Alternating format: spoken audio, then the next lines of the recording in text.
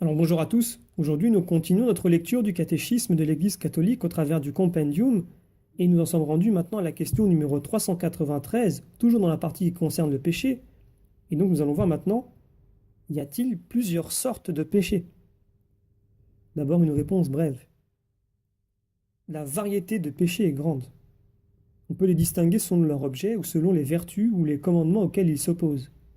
On peut les ranger aussi selon qu'ils concernent directement Dieu, le prochain ou nous-mêmes. En outre, on peut distinguer les péchés en pensée, en parole, par action ou par omission. Alors, pour étayer ces propos, prenons les paragraphes 1852 à 1853 du catéchisme de l'Église qui nous disent ceci.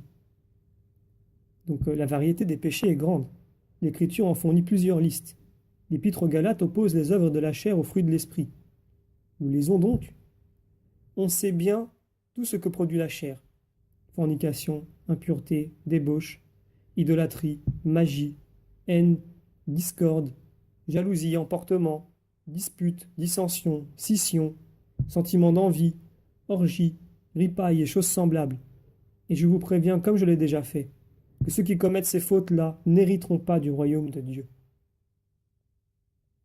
On peut donc distinguer les péchés selon leur objet, comme pour tout acte humain, ou selon les vertus auxquelles ils s'opposent, par excès ou par défaut, ou selon les commandements qu'ils contrarient. On peut les rejeter aussi selon qu'ils concernent Dieu, le prochain ou soi-même.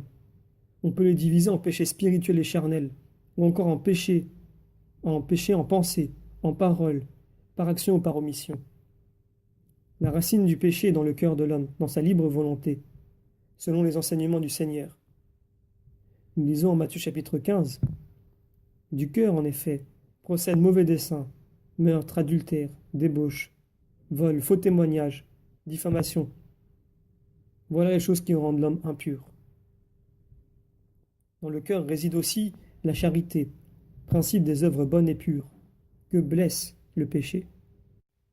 Nous allons voir également la question 394, qui est comment se distinguent les péchés en fonction de leur gravité, puisque la réponse est très brève. Donc on distingue le péché mortel et le péché véniel, évidemment. Nous le lisons dans le paragraphe 1854 du catéchisme de l'Église. Donc il convient d'apprécier les péchés selon leur gravité. Déjà perceptible dans l'Écriture, 1 Jean chapitre 5 versets 16 à 17, la distinction entre péché mortel et péché véniel s'est imposée dans la tradition de l'Église. L'expérience des hommes la corrobore.